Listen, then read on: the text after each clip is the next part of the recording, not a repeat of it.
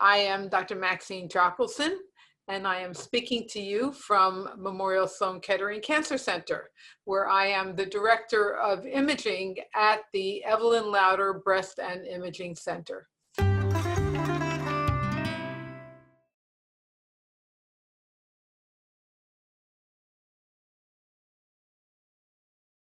Certainly, breast cancer is less frequent in men. 1% of all breast cancers occur in men. There are certain populations of men that are at higher risk than the average guy walking down the street.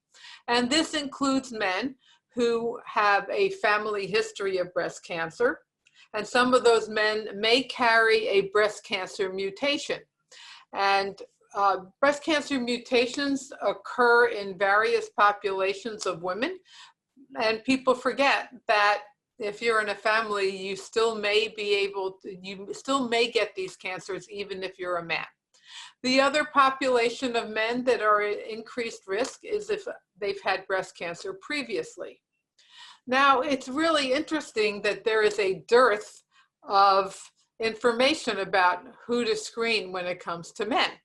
And in fact, we wrote one of the first papers on the subject, but it's very hard to learn a lot because none of us see large numbers of men. We did do a study from our patients here, and we looked at men who had come from screening, and we did find that men who had a prior breast cancer benefited by having a screening mammogram.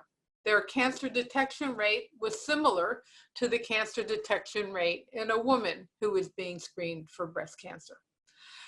Probably, and we didn't have a big population of males who carried mutations, but probably they also should get screening mammograms on a regular basis. Now, nobody has studied this well enough to know if it should be yearly, whether there's anything else to be done at the same time.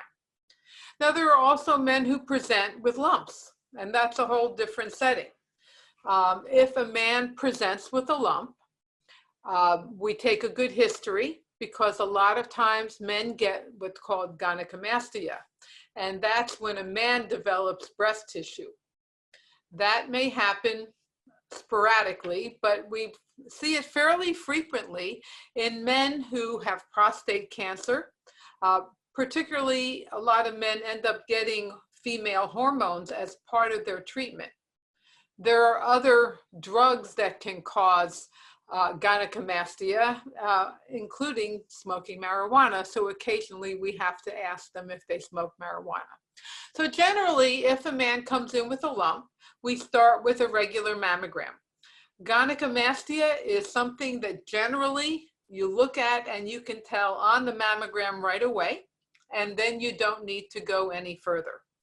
Occasionally, the images are not classic, or you don't see gynecomastia, and the patient still has a lump, and so then we go ahead and do a breast ultrasound.